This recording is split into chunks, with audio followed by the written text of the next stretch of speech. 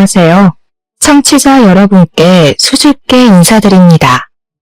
저의 실패한 결혼 생활, 그리고 기가 막힌 복수까지 모든 이야기를 한데 털어놓고 싶어서 이렇게 사연을 올리게 되었습니다. 세상에 별별 인간 참 많다지만 이렇게 뻔뻔하고 아나무인한 사람들은 처음 본 것 같아요. 어떻게 이야기를 시작해야 할지 막막하고 또 사건이 너무 많아서 뒤죽박죽일지 모르겠지만 털어놔 보도록 하겠습니다.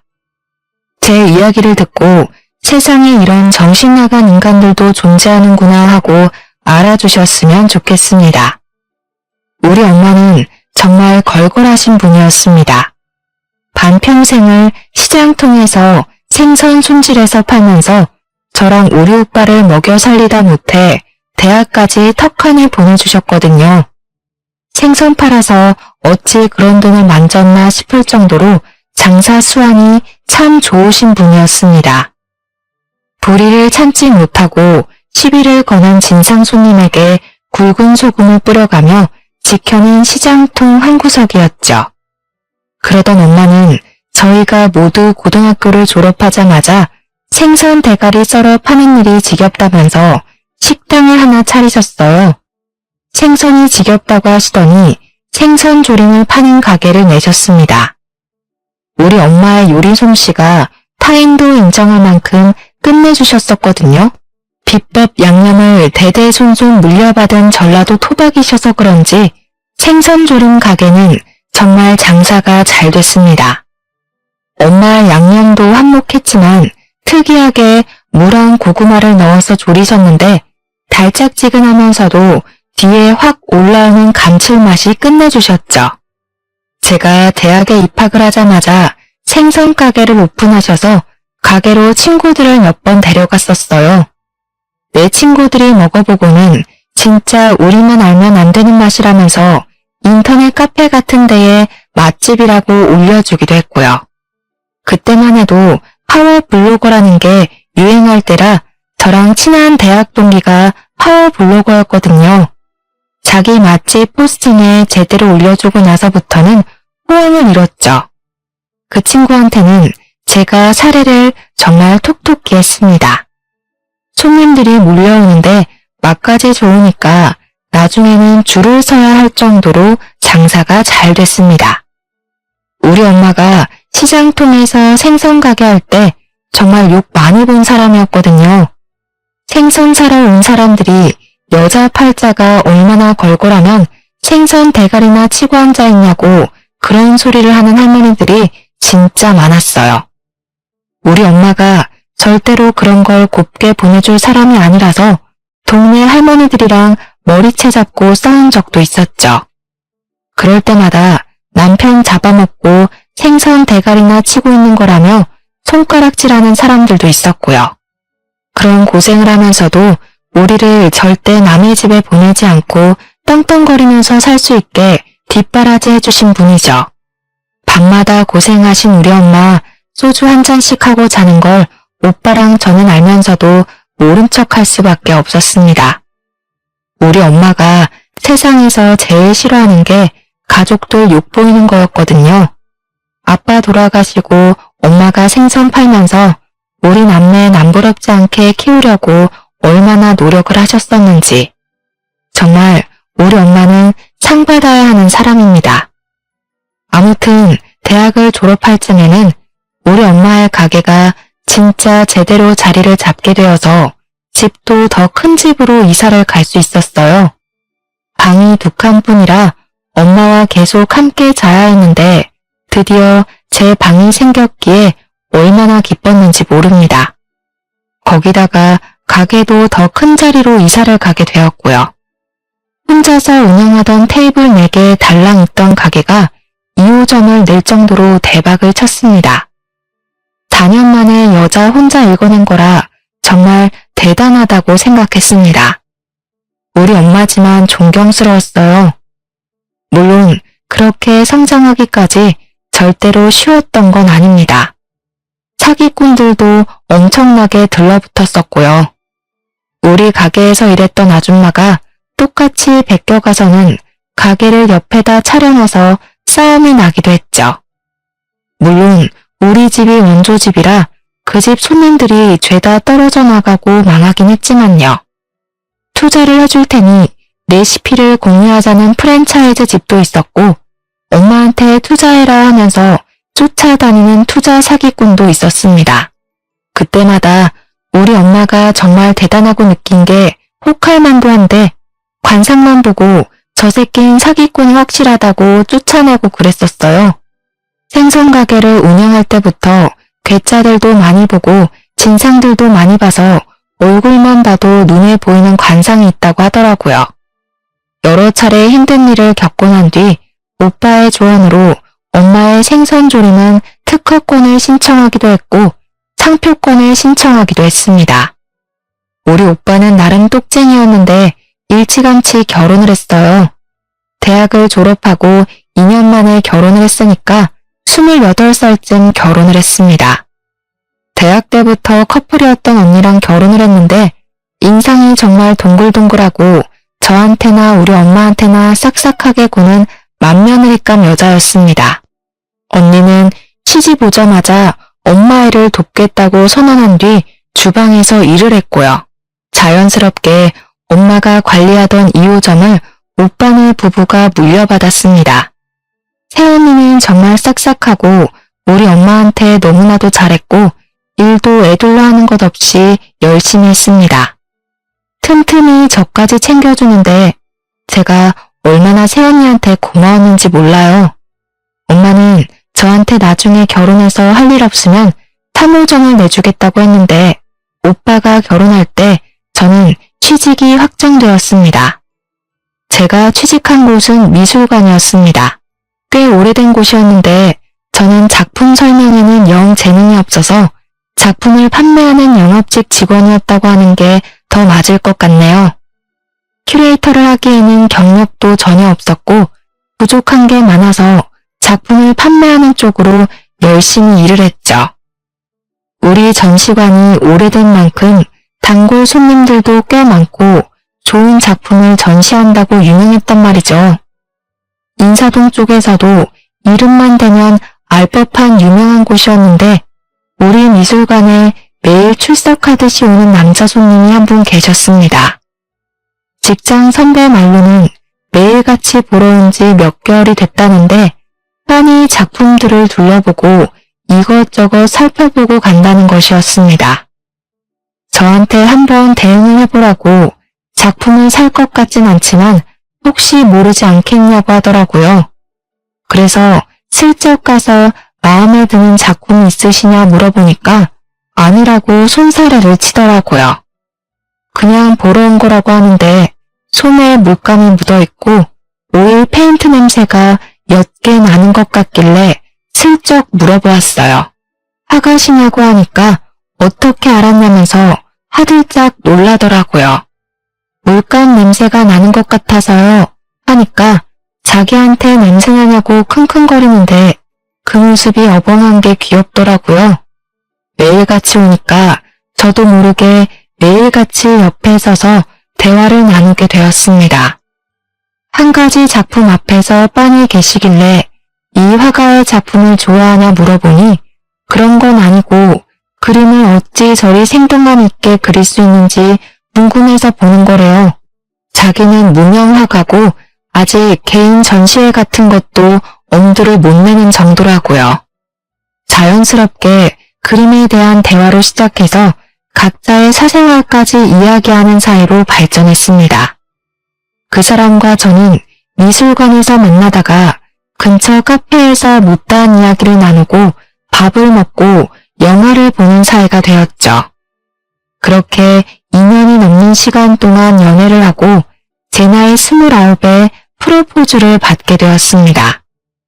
비록 자기가 버는 건 별로 없지만 미술학원 강사도 나가고 있고 고생 안 시킨다고 할 순 없지만 최대한 노력을 해보겠다고 했어요. 그 무엇보다 진정성 있는 고백이라고 느껴져서 저도 홀라당 넘어가고 말았고 결혼을 약속하게 되었습니다.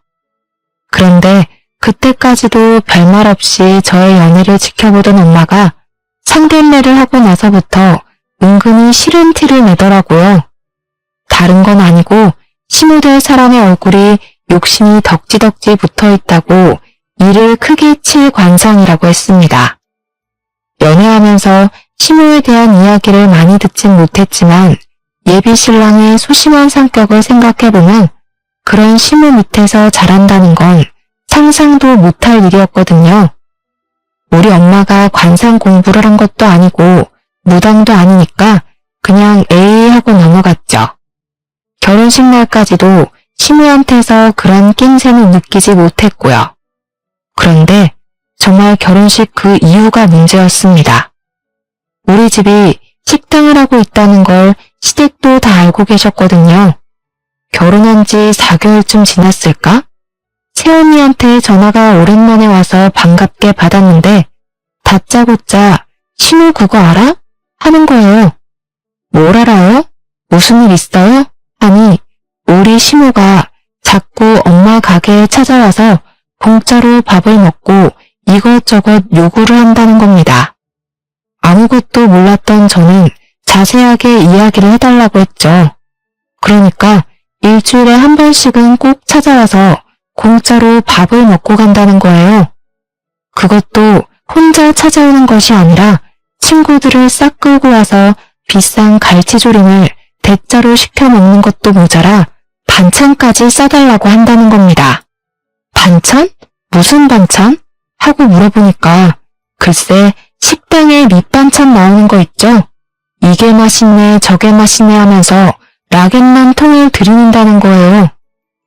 돈 한 푼 낸 적 없이 매번 그러니까 새언니가 미치겠다고 하더라고요. 우리 엄마는 사돈어른이라 싫은 소리 한 번 못하고 그냥 해달라는 대로 해주고 있었대요. 시무가 저한테 시집살이라도 시킬까 싶어서 보다 못한 새언니가 저한테 시무가 잘 좀 이야기해봐. 어머님 성격 알잖아 하더라고요. 우리 엄마가 걸걸하신 분이고 불의를 못 참는다고 하셨잖아요. 저 때문에 꾹꾹 참고 계신 거였어요. 그날 저녁에 남편을 붙잡고 이야기를 했습니다. 시무가 우리 엄마 가게 와서 공짜로 밥 먹고 가는 것도 모자라 반찬까지 싸달라고 한다더라. 친구들까지 죄다 끌고 온다더라 했어요. 일주일에 한 번 이상은 꼭 온다는데 내가 말하긴 좀 그렇고 당신이 시무한테 말 좀 잘해달라고 부탁을 했죠. 그랬더니 남편이 머리를 벅벅 긁으면서 자기가 미술한다고 돈 아끼면서 살았던 게 버릇이 돼서 그렇다는 거예요. 아니, 돈을 아끼는 걸로 제가 뭐라고 했나요? 거지처럼 공짜밥 구걸하고 다니니까 그런 거죠. 남편이 생각 없이 자기 엄마를 두둔하는 행동 또한 꼴보기가 싫었습니다. 아무리 그래도 사돈어른이 불편한 걸 알아야 하는 나이가 아닌가요? 어떻게 남의 업장에 가서 친구들까지 죄다 끌고 공짜밥을 먹고 올 수 있는 건지 이해를 하고 싶어도 할 수가 없었습니다. 저만 해도 친구 집에 빈손으로 찾아가 본 적 없는 사람이고요. 어디 가서 얻어먹는 걸 즐기는 사람도 아니었거든요. 거기다가 우리 남편이 결혼하고 몇 개월이 지난 지금까지도 월급 120만 원 꼴랑 들고 오거든요. 학원에서 정직원도 아니고 시간 강사로 일하고 있어서요. 제가 정직원으로 일하면 안 되겠냐고 했는데 본인 개인전 열고 싶어서 작품을 그려놔야 한다고 하더라고요. 작품을 그릴 시간이 필요하니까 학원에는 시간 강사로 파트타임을 나가야 한다고요. 그렇게 벌어오는 게 120만 원입니다. 제가 얼마나 속이 터지겠어요. 고생 안 시킨다고 한 적은 없지만 이건 너무하죠.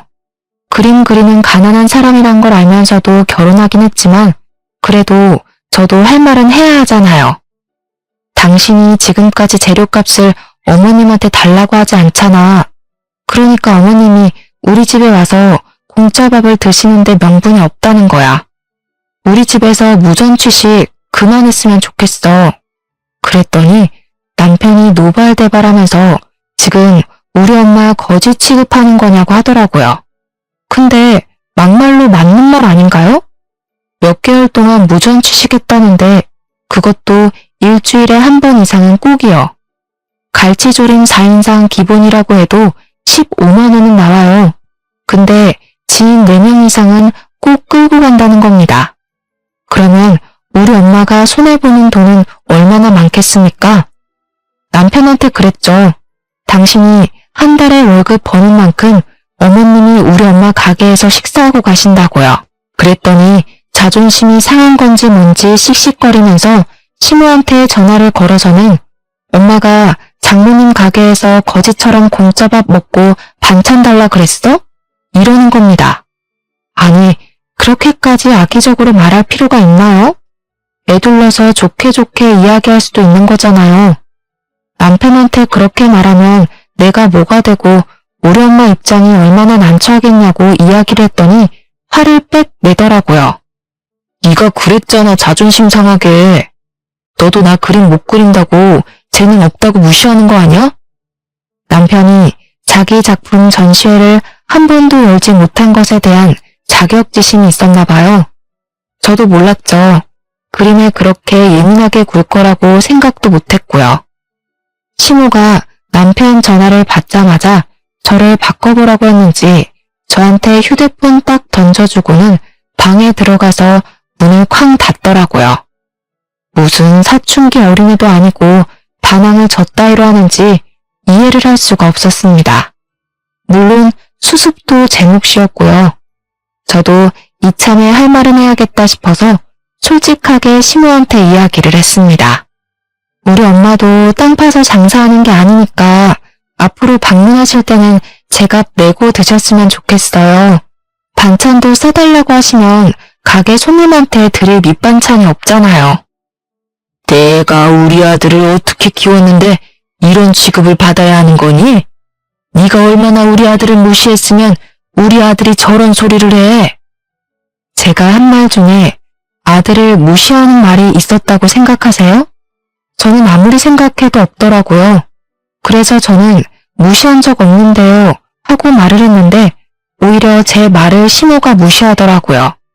제 말은 듣지도 않고 자기가 못난 엄마라 서럽다, 며느리한테 이런 소리 들을 줄 꿈에도 몰랐다 하는데 이해가 안 갔어요.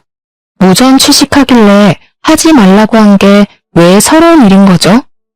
어머님, 우리 아들 아주 말끝마다 그러시는데 그 귀한 아들이 한 달에 120만 원 버는 거 아시죠? 근데 어머님은 저희 엄마 가게에서 한 달에 100만 원어치 이상을 드세요. 너무 놀부심도 아닌가? 저희 엄마가 자선업체도 아니고 봉사단체도 아니잖아요. 그러니까 시모가 내가 지금 거지라는 거냐면서 우리 아들이 한 달에 120만 원 번다고 무시하냐는 겁니다. 능력 없다고 무시하냐, 네가 더 잘 번다고 남자를 깔보면 되냐 안 되냐 하는데 귀가 따가웠습니다. 능력 없는 남편 데리고 살아주는데 저한테 고마워하세요. 120만 원 버는 아들 키워놓고 저한테 이런 취급을 받아야겠냐고 하셨죠? 그럼 120만 원 버는 만큼 딱 그만큼만 저도 시댁에 베풀게요. 남들은 300만 원 넘게 벌어와도 있는 척 요새 안 떠는데 고작 120만 원 버는 아들 데리고 지금 유세 떠시는 거예요? 끝으로 양심도 없으시지까지 덧붙이니 시모가 전화를 뚝 끊어버리시더라고요. 제가 생각해도 너무 세게 말했나 싶긴 했는데 언제까지 우리 엄마가 손해보고 살 순 없으니까요. 그 뒤로 시모한테 연락이 며칠간 없었고 저는 새언니한테 문자를 남겼습니다. 제가 시모한테 말 잘해놨으니까 더 이상 무전 취식할 일 없을 거라고 했죠. 무슨 일 생기면 꼭 연락해달라고 신신당부를 했는데 새언니가 그 문자 받고 엄마한테 이야기를 했나 보더라고요. 우리 엄마는 혹여라도 제가 시집살이를 당할까봐 걱정이 되어서 그래도 일주일 내내 오는 거 아닌 게 어디냐고 가끔 해서 드시고 가라고 하는데 저는 싫었어요. 저한테 이제 뭐 돈 1, 20만 원을 궁상 떠는 사람도 아니고 딸내 시댁 어르신인데 그 정도 대접을 할 수 있다고 하시는데 됐다고 했습니다. 시모도 저한테 삐졌는지 뭔지 한 2주 뒤쯤부터 다시 연락을 해서는 평소에 안 하던 잔소리를 막 하더라고요.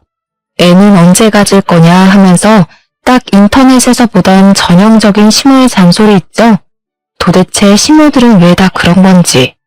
뭐만 하면 애는 언제 낳냐, 아이는 안 생겼냐 하는데 제가 무슨 애 낳는 기계도 아니고. 더군다나 남편이 120만 원 벌어오는 상황에서 무슨 애를 낳겠어요? 제가 임신해서 육아휴직이라도 쓰거나 일을 그만두면 우리 집 생계는 누가 책임져 준답니까? 시모가 생활비 줄 것도 아니고 대책이 없어도 너무 없는 소리만 하니까 나중에는 예 하고 말게 되더라고요.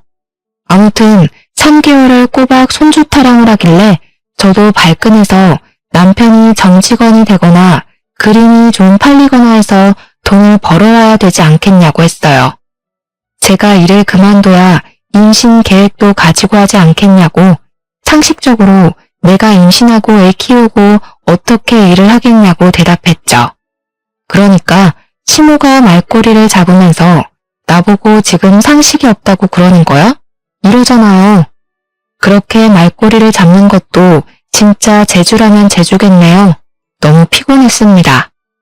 시모까지 저한테 저러니까 남편은 저한테 또 무슨 자격지심을 부릴까 하는 생각부터 들었어요. 어머님, 그러면 이 집에서 유일하게 돈 버는 제가 애 키운다고 일을 그만두면 누가 우리 부부를 먹여 살리죠? 아, 어머님 돈 많으세요? 그래서 저희한테 돈 쥐어주고 싶으셔서 애부터 낳으라고 독촉하시는구나? 저는요 그럼 어머님만 믿고 당장 사직서 내고 올게요. 어머님께서 저한테 월급 주시면 되겠다. 저는 한 달에 400만 원 좀 안 되게 벌거든요. 넉넉하게 매달 400만 원씩 보내주시면 아이 키울 때 부족함 없을 것 같은데 괜찮으시겠어요? 뭐라고?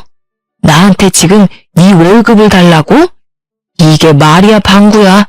너는 상식적으로 그게 말이나 되는 소리니? 너네 애 키우면서 나한테 왜 돈을 달래? 이게 미쳤나? 왜요? 저는 아이 키울 여건이 안 돼서 안 낳겠다고 한 건데 굳이 어머님께서 낳으라고 하시는 거 보니까 자신이 있어서 낳으라고 닥달하신 줄 알았어요. 그게 아니라면 저한테 왜 자꾸 아이 낳으라고 강요하세요? 그리고 말 한 번 잘하셨네요. 어머님 말대로 저희 아이거든요? 어머님 애가 아니라요. 저희 부부 밑에서 태어날 아이를 저희가 계획해야지. 왜 어머님께서 일일이 참견이세요? 그렇게 답답하시면 매달 400만 원씩 보내주고 잔소리하세요. 시모가 이렇게 할 말 다 하는 며느리는 너밖에 없을 거라고 씩씩거리시더니 할 잔소리가 없으신지 끊어버리셨습니다. 그렇게 한동안 아이 이야기는 쏙 들어가고 잠잠해졌어요. 그런데 어느 날 갑자기 남편이 저한테 우리도 아이를 좀 가져보는 게 어떻겠냐고 은근히 몸이 붙여오더라고요. 그런 꼬락서니도 보기 싫고 결혼한 지 1년 만에 정이 다 털린 상태라 솔직하게 남편에게 이야기를 했습니다. 지금 우리 벌이에 애 못 키운다고요. 내가 일을 그만두면 당신이 그만큼 돈 벌어올 수 있겠냐고 이야기를 했죠. 그랬더니 남편이 집안에서 담배를 뻑뻑 피우더라고요. 담배를 피우지 않는 저에게는 너무 가혹한 행위였습니다. 저는 남편에게 아이를 가지고 싶으면 담배부터 끊으라고 이야기를 했더니 유일한 취미생활인데 너무한 거 아니네요. 저는 남편한테 가감없이 이야기를 했어요. 너 그림 그리는 것도 내가 봤을 때는 취미나 다름없다고. 내가 미술관에서 지금 몇 년을 일했는데 그림에 힘이 있는지 없는지도 구별 못하겠냐고 했습니다. 우리 남편이 성격만큼 터치가 섬세한 화가이긴 하지만 남들 따라 그리는 건 잘해도 자기만의 색이 전혀 없는 사람이거든요. 남편이 한동안 작업실에서 나오지 않을 정도로 많은 충격을 받은 듯 했습니다. 하지만 저는 이걸 기회 삼아서 남편이 정신을 차리고 미술학원에 정직원으로 취직이나 했으면 좋겠다고 생각했어요. 그렇게 시간이 흐르고 흘러 남편의 자격지심과 시모의 잔소리를 버티며 2년이라는 시간을 보냈습니다. 남편은 그 와중에도 신인 작가전 같은 데에 공모를 넣었다가 몇 번의 실패를 겪었고 사람은 점점 피폐해지기 시작했어요. 우리 엄마는 남편을 마주칠 때마다 우리 사위 얼굴이 많이 상했다고 큰일이라고 걱정을 했어요. 얼굴이 저래서 어디 힘이나 쓰겠냐고 걱정을 하는데 저는 그저 속이 답답할 뿐이었습니다. 오죽하면 오빠가 따로 연락이 와서는 혹시 가정에 불화가 있거나 걱정이 있으면 새언니한테라도 다 털어놓으라고 하더라고요. 그러던 어느 날부턴가 남편이 다시 생기를 찾기 시작했고 저한테 꽃다발을 사준다거나 옷을 사주거나 하는 일이 잦아졌어요. 밝은 얼굴로 저한테 이제 우리 진짜로 아이도 곧 갖자 하는데 근래에 사람이 바뀌니까 저도 궁금하더라고요. 무슨 좋은 일 있냐고 물어보니까 자기가 그림으로 이제 돈 좀 만질 수 있을 것 같다고 좋은 자리가 생겨서 돈을 많이 벌어다 줄 수 있다는 겁니다. 단지 비밀 계약이라서 가족들한테 말을 할 수 없지만 믿고 기다려준 만큼 꼭 보답을 하겠다고 했어요. 그 말을 한 이후로 남편은 작업실에서 거의 살다시피 하면서 그림을 그려낸다고 했습니다. 집에서 빈둥빈둥하면서 파트타임 아르바이트만 하던 남편의 얼굴에 생기가 도는 건 좋았지만 무슨 작업실인지 궁금했죠. 그동안은 학원에서 그림을 그린다거나 집 베란다에서 그림을 그렸는데 작업실이라는 공간이 생긴 게 의문이었거든요. 그래서 남편에게 무슨 작업실을 얻은 거냐고 돈은 어디서 난 거냐고 물어보았죠. 아무리 뭐 작은 공간이면 충분하다고 해도 보증금은 꽤 큰 돈이 들어갈 테니까요. 남편은 아주 떵떵거리면서 새로 일하게 된 회사에서 얻어준 작업실이라고 했어요. 그러면서 제 손을 꼭 잡고는 앞으로 먹고 사는 거 걱정 없이 해주겠다고 그동안 자기가 너무 못 벌어와서 미안하다고 사과를 하더라고요. 이 남자가 취업을 하더니 정말 철이라도 들은 건가 싶어서 저는 의아했죠. 그런데 남편이 정말 한 달 뒤에 월급이라고 통장에 찍힌 돈을 보여주는데 무려 300만 원이라는 돈이 찍혀있는 게 아니겠어요? 300만 원이라는 돈이 남들한테는 늘 벌어왔던 돈일 수도 있지만 우리 남편에게는 정말 큰 의미나 다름없었거든요. 앞으로 잘만 하면 더 오를 거라며 내가 이제 걱정 없이 살 수 있게 해준다고 했지 하면서 큰 소리를 치는데 엄지를 척하니 올려주었습니다. 무슨 일을 하는 건지는 몰라도 분명 그림으로 벌어온 돈일 텐데 우리 남편의 자존심이 회복되는 것 같아서 진심으로 기뻤습니다.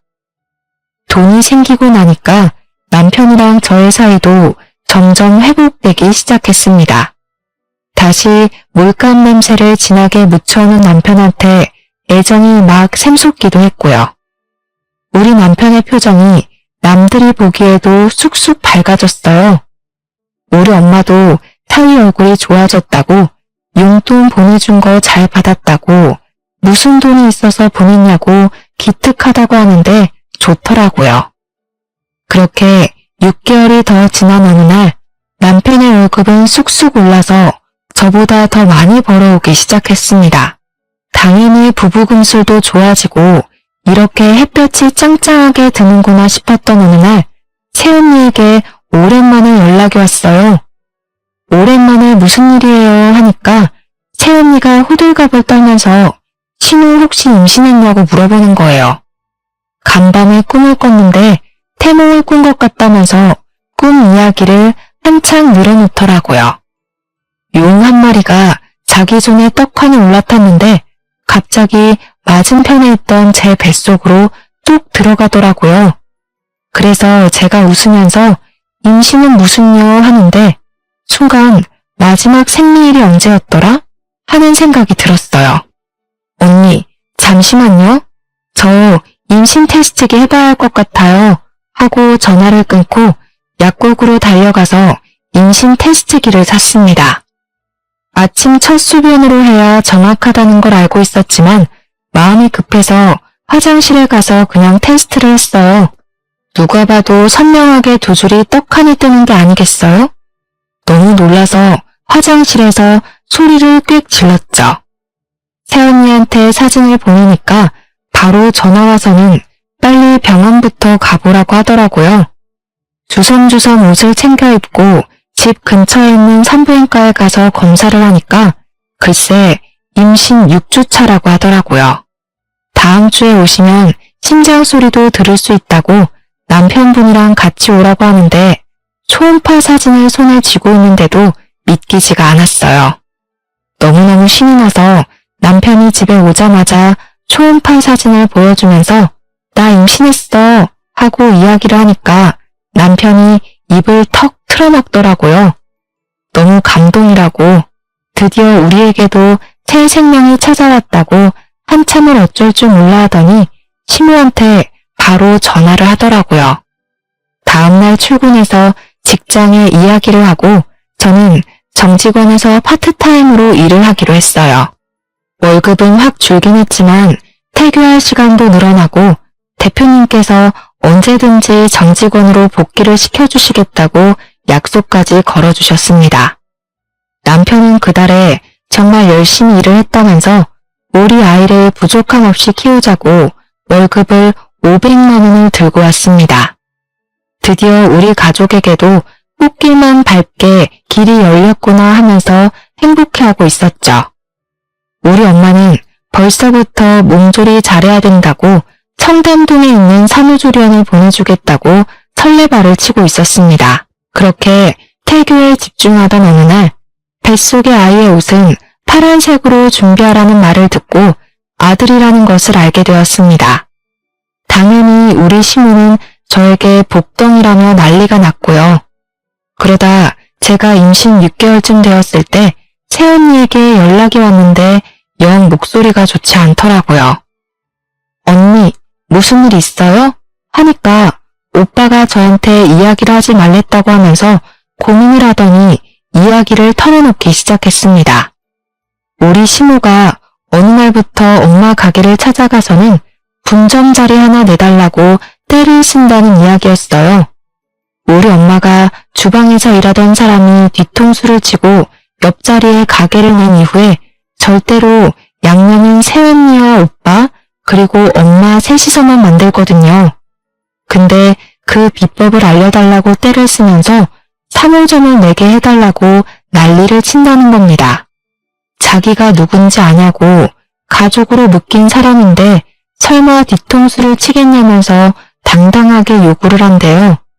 새언니한테 미안하다고 내가 시모랑 이야기를 해보겠다고 하니까 나한테 알리지 말라고 했다면서 그냥 알고만 있으래요. 제가 알게 된 거 알면 엄마고 오빠고 분명 화낼 거라면서 태교만 하라고 하길래 언니 입장도 있으니까 알겠다고 했죠. 근데 시모가 진짜 엄마 가게에서 거의 들어눕다시피 했나 보더라고요. 결국 엄마 가게에서 일을 하게 되었다는 소식을 듣게 되었어요. 그 소식을 듣고 임신 8개월 만삭인데도 무거운 몸을 이끌고 엄마 가게에 일부러 찾아갔거든요. 시모가 떡하니 있더라고요. 제가 모르는 척하면서 어머님이 여기 왜 계시냐고 하니까 몸도 무거운데 여기까지 왔냐고 나 여기 취직한 지 한 달 됐어 하는 겁니다. 근데 우리 엄마 표정이 영 좋지 않아서 저도 그냥 왜 많고 많은 가게 중에 우리 엄마 가게에 취직을 했냐고 물어봤죠. 그러니까 비법 전수 좀 받아서 나도 가게 내려고 그러지 이러지 않겠습니까? 너무 뻔뻔하죠? 근데 우리 엄마는 제가 혹시라도 미움받을까봐 아무 말도 못하고 한숨만 쉬고 있더라고요. 제가 인상을 살짝 찌푸리니까 시모가 지레 찔렀는지 내가 뭐 양념 비법이라도 훔칠까봐 그러니? 하면서 예민하게 반응하더라고요. 근데 우리 엄마도 일하라고 한 마당에 제가 뭐라고 할 수 있겠나요? 그냥 웃고 말았는데 엄마가 시킨 설거지나 서빙에는 관심도 없고 내내 주방만 기웃기웃하고 있더라고요. 그런 행동이 오히려 더 수상하게 보였습니다. 시간이 몇 주 더 흐르고 예정일보다 조금 이르게 아이를 출산했고 산후조리원에서 푹 쉬다가 집으로 돌아왔는데 그때부터 남편이 조금 이상한 행동을 하기 시작했어요. 저랑 아이한테는 아예 신경도 쓰지 않고 하루 종일 휴대폰을 보면서 안절부절 못하고 있다가 작업실로 쏙 가더라고요. 마치 무언가에 쫓기는 사람처럼 보였는데 저는 육아를 하나도 도와주지 않는 남편의 모습에 무척이나 서운했죠. 그래서 남편한테 하루는 너무 아이한테 관심이 없는 거 아니냐고 애기도 좀 안아주고 목욕도 시켜주고 하라고 했어요. 그랬더니 예민하게 버럭하면서 자기가 일하느라 바빠 죽겠는데 그럴 시간이 어디 있냐고 하더니 화장실에 들어가서 담배를 피우더라고요. 애도 있는데 담배를 피우니까 냄새가 거실까지 올라오고 진짜 너무 짜증나더라고요.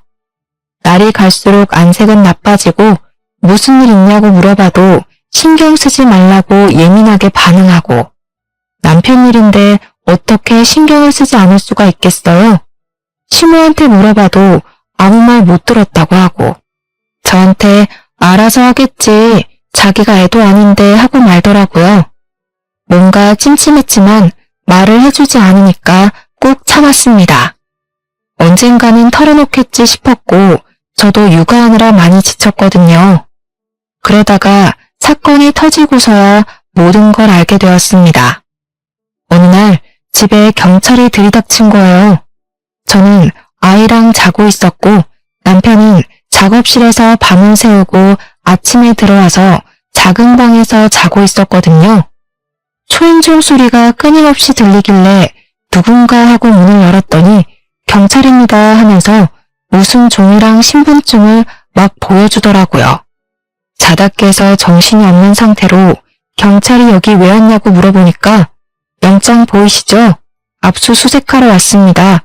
하는 겁니다. 저는 너무 놀라서 이 작은 집에 압수수색할 것이 뭐가 있냐고 하니까 그림을 찾는데요 글쎄. 알고 보니 모작을 만들어서 사기를 치던 일당을 검거하는 중인데 그 일당이 여기에 산다는 게 아니겠어요? 우리 남편 이름 석자를 딱 부르면서 어디 있냐고 찾는데 저는 너무 놀라서 우리 남편이 뭐가 어째요? 하고 있었죠. 경찰이 들이닥쳐서 방을 막 뒤지는데 애는 깨서 울지 작은 방에서 자고 있던 남편한테 수갑을 채우고 있지 아수라장이었습니다. 무슨 일이냐고 설명 좀 해달라고 하니까 저한테 경찰서로 오라고 하더라고요. 애를 업고 경찰차를 뒤따라서 택시를 타고 갔죠. 경찰이 하는 말이 우리 남편이 그동안 미술작품 위작을 만들어서 팔았다는 겁니다. 자기가 남의 그림을 따라 그려서 그 사람 작품인 것 마냥 사기를 쳤고 그 일당이 죄다 검거가 됐다는 거예요. 우리 남편이 벌어온 돈이 그동안 다 사기를 치고 일당을 받아왔던 거였죠. 저는 몰랐고요. 안 그래도 참고인 조사가 필요했다면서 저한테 정말 몰랐냐고 물어보는데 저는 너무 충격적이라 멍해졌어요. 이미 한 번 걸려서 벌금을 낸 전과도 있는데 몰랐냐고 이번이 두 번째라서 무조건 입건될 거라는 겁니다. 내 남편이 범죄자라니 이 사실을 누가 믿겠어요. 이게 꿈인가 싶기도 했습니다. 놀래서 시모한테 전화를 했는데 아침 대바람부터 전화했다고 성질을 내시더라고요. 경찰서라고 남편이 지금 입건됐다고 빨리 오시라고 했더니 시모가 그거 벌금 다 냈다고 하던데 하는 게 아니겠어요? 시모는 알고 있었던 거죠. 그래서 두 번째 걸린 거래요 했더니 친정에다가 돈 빌려서 보석금 내고 풀면 돼 하는 겁니다. 사기친 금액만큼 돌려주면 되는 거 아니냐고. 그래서 경찰에 물어보니까 이번에는 벌금으로 안 끝날 거라고 무조건 구속 수감될 거라는 거예요. 벌금이 얼마예요? 하니까 지난번에 2천만 원 냈으니까 이번에는 더 많이 나오겠죠? 하더라고요. 아니 그동안 벌었던 돈은 다 저한테 줬는데 2천만 원이 어디서 나서 벌금을 냈나 싶더라고요. 남편한테 물어보니까 글쎄 우리 엄마한테 돈을 빌렸다는 겁니다. 그 와중에 새언니한테 연락이 오더니 큰일 났다고 3호점을 낸 적이 없는데 떡하니 3호점 간판을 달고 장사하는 집이 생겼다는 겁니다. 순간 불길한 느낌이 팍 들었는데 새언니가 그러더라고요. 신임의 시어머니가 차렸나 봐 하고요. 우리 엄마네 가게에서 일하고 있었잖아요. 하니까 3개월도 채 안 돼서 그만두고 나갔대요. 자꾸 엄마네 가게에 오는 손님들이 3호점은 이 맛이 아니던데 체인점 관리 좀 하라고 잔소리를 해서 알아보니까 3호점 간판 달고 운영하는 곳이 있더래요. 찾아가 보니 우리 시모가 떡하니 손님 맞이하고 있더라면서 양념 소스 비법은 훔치진 못했지만 대충 비슷하게 만들어서 팔고 있었던 거죠.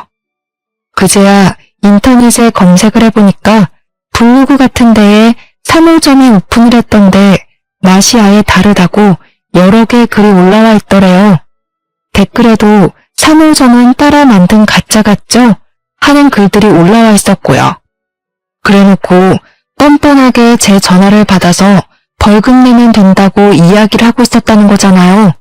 다시 시모한테 전화를 걸어서 다짜고짜 혹시 3호점 간판 달고 장사하시냐고 따져 물었어요. 그러니까 자기가 견눈질로 배운 솜씨로 차렸다면서 당당하게 이야기를 하는 겁니다. 우리 가게에 상표권이 다 등록되어 있는데 말도 없이 3호점을 오픈하는 게 맞냐고 이거 소송감이라고 이야기를 하니까 도리어 저한테 화를 내더라고요. 가족끼리 무슨 소송이라는 말을 하냐고. 우리 아들 미술 시키느라 돈이 얼마나 나갔는데 이런 거 하나 못 내느냐고 하더라고요. 재료값이라도 뽕 뽑으려면 장사를 해서 돈이라도 벌어야지 비법을 다른 가게에 팔지 않은 걸 감사하게 여기래요. 자기한테 비법 팔으라고 연락 온 사람이 한둘이 아니라면서 저한테 제대로 된 비법을 알려주면 3호점 잘 운영해 보겠다는 겁니다. 글쎄. 제가 너무 어이가 없어서 경찰서에서 더 이상 할 수 있는 게 없어서 엄마 가게로 찾아갔어요. 엄마가 당황해하면서 무슨 일로 왔냐고 하는데 그 눈빛만 봐도 무슨 말이 하고 싶은 건지 알겠더라고요. 우리 시모가 정신 나간 짓 한 거 알고 찾아온 거예요. 꾹꾹 참지 말고 상표권 소송해요 우리. 엄마가 놀래서 무슨 소송이냐고 그럴 필요 없다고 하는데 가족이라도 해야 할 짓이 있고 하면 안 되는 짓이 있는 거라고 했죠. 안 그래도 손님들이 맛 다르다고 난리친다면서 엄마 가게 매출도 떨어지는 거 아니냐고 화를 냈습니다. 묵묵부답으로 일관하시길래 지금 경찰서 갔다 오는 길이라고 남편이 사기쳤다는 사실을 알려드렸어요. 그러면서 엄마한테 돈 빌려갔다면서 남편이 처음 걸렸을 때 벌금을 엄마 돈으로 냈다고 하던데 하고 말을 했죠. 그거 갚을 수 있을지 없을지도 모르는 마당에 그 큰 돈을 왜 빌려줬냐고 핀잔 섞인 투정을 부리고 있었는데 엄마가 그러시는 거예요. 사위가 끌려가게 생겼다는데 돈 8천만 원이 뭐가 문제냐고 더 큰 돈이 필요하대? 하시는 겁니다. 8천만 원? 벌금 분명 2천만 원이라고 했는데 웬 8천만 원? 분명 경찰이 처음 벌금 2천만 원 나왔으니까 두 번째는 더 나올 거라고 했는데 엄마 무슨 소리라는 거야. 벌금 2천만 원이고 그 이후에 또 사기를 쳐서 경찰서에 또 갔다고. 이번에는 입건될 거라는데? 그러니까 엄마가 통장을 들고 나오더니 남편한테 8천만 원을 송금한 내역을 떡하니 보여주는 거예요. 머리가 핑핑 돌면서 이게 다 무슨 상황인가 싶었습니다. 바로 엄마랑 같이 시모가 운영한다는 3호점에 찾아갔어요. 시모가 드디어 양념의 비법을 알려주러 온 거냐고 묻는데 열이 받아서 셀프 코너에 있는 깍두기 통을 들어 엎어버렸습니다. 시모가 놀라서 미친 거냐고 이게 무슨 짓이냐고 소리를 쳤죠. 벌금 2천만 원 빌린 게 아니라 8천만 원을 빌렸다고? 6천은 어디 갔어요? 아이고 그걸 또 곳에 가서 일렀어? 지네 엄마가 생선 대가리 잘라 팔았다더니 딸도 기가 센 건가? 우리 아들이랑 붙어 먹어서 우리 아들 망한 거 아니냐? 팔짝 꼬인 거 아니야? 그 소리에 우리 엄마가 열이 받아서 시모한테 소리를 쳤죠. 손질해준 생선을 냅다 던지면서 내 돈 어디다 썼냐고 말이에요. 그 돈으로 이 가게 보증금 냈지. 엄마가 부들부들 떨면서 상표권 소송 걸 거라고 단단히 준비하라고 소리치고 나왔습니다. 상표 등록 다 해놨던 가게였기에 명백한 상표권 침해였거든요. 남편은 결국 유치장으로 가게 되었고 우리 가족들은 저에게 이혼을 하라고 했습니다. 저도 그게 맞다 싶어서 이혼 소송을 바로 접수했고 변호사의 도움으로 상표권 침해 소송도 접수했죠. 소송에 걸린 시모가 우리 아들 살려달라고 자기도 소송 걸리면 뭐 먹고 사냐고 애걸복걸 하더라고요. 아들이 죽든 말든 저랑 뭔 상관이에요? 생선 대가리 잡는 집안이라면서 개무시하더니 저희가 무슨 자선단체예요? 나 몰래 친정에서 빼간 돈 1원도 남김없이 다 받을 겁니다. 아들님이 미술 시켰다고 유세는 다 떨더니 지금 꼬락서니 참 볼만하네요. 아들은 그림 공부 시켜놨더니 남의 작품이나 베끼고 있고 어머님은 남의 요리 비법 훔치다가 소송까지 걸리고요. 아주 둘이 모자간 게 아니랄까봐 우리 친정 무시할 게 아니라 그쪽 집안 도둑놈 집안이라고 스스로 욕해야 맞는 거 아니에요? 제 말에 아무 소리도 못하더라고요. 결국 남편은 유치장 간 게 컸는지 친권, 양육권 모두 저에게 돌아오고 이혼 소송에서 승리했습니다. 상표권 침해 소송 또한 저희 가족이 당연히 이겼고 벌금 최고액 5천만 원이 나오게 되었죠. 원래 원조 본점이라며 거짓말 치는 건 많이 봤는데 동일한 상표로 3호점 떡하니 걸고 내는 몰상식한 인간은 처음이라고 변호사님이 혀를 내둘렀어요. 물론 시모가 계약한 3호점 자리 또한 상표권 침해 금지를 청구해서 간판을 바꿔 달게 되었고 장사는 폭삭 망했죠. 월세도 한 푼 못 내는데 어떻게 유지를 하겠습니까? 엄마가 빌려준 8천만 원 또한 문자 내역에 송금 내역이 남아있었고 갚겠다는 남편의 음성 또한 녹음되어 있었어요. 엄마가 사기나 투자 권유를 많이 받았기에 일일이 통화를 녹음하는 버릇이 있었거든요. 내용 증명 바로 보냈더니 시모가 또 연락이 왔더라고요. 당장 갚으라고 민사소송 준비 중이라고 했더니 저한테 잘못했다고 빌기 시작했습니다. 내가 평생 속죄하면서 살 게 엄이야. 내가 3호점 차린 가게에 보증금 5천이 들어갔고 인테리어 한다고 1,000만 원을 썼다. 차라리 3호점을 너희가 인수해서 운영하면 안 되겠니? 공짜로 명의 변경 다 해줄게. 제발. 아줌마, 이미 망한 가게를 왜 우리가 기어들어가서 장사를 합니까? 멍청해서 그래요? 못 들은 걸로 할 테니까 정해놓은 시일 내에 8천만 원 갚으세요. 아니면 압류 들어갑니다. 겁을 먹은 건지 민사까지 갔으면 꽤 긴 시간이 소요됐을 텐데 시모가 바로 살고 있던 빌라 정리해서 8천만 원을 보냈더라고요. 그 돈 다 엄마 드리고 지금은 친정에서 엄마랑 같이 살면서 아이를 보고 있습니다. 오빠네 부부가 육아도 도와주고 엄마도 저 우울해하지 않도록 옆을 지켜주셔서 너무나도 든든해요. 남편은 징역 8개월이 나왔고 출소하자마자 우리 집이랑 가게 옆에서 청승을 떨면서 한 번만 용서해달라고 다시 같이 살자고 애걸복걸했어요. 당연히 저는 바로 경찰을 불렀고 경찰에 끌려가는 와중에도 저에게 미련을 떠는 모습을 보면서 저는 치를 떨었습니다. 접근 금지 신청을 해놓긴 했지만 불안해서 조만간 이사도 갈 예정이랍니다. 세상에 정말 별별 인간들 다 있죠? 제 인생에 아주 큰 액땜을 했으니 남은 인생은 평탄하리라 믿어보려고 합니다. 아이와 함께 헤쳐나갈 제 인생이 꽃길이 가득하길 청취자 여러분도 같이 응원해주세요.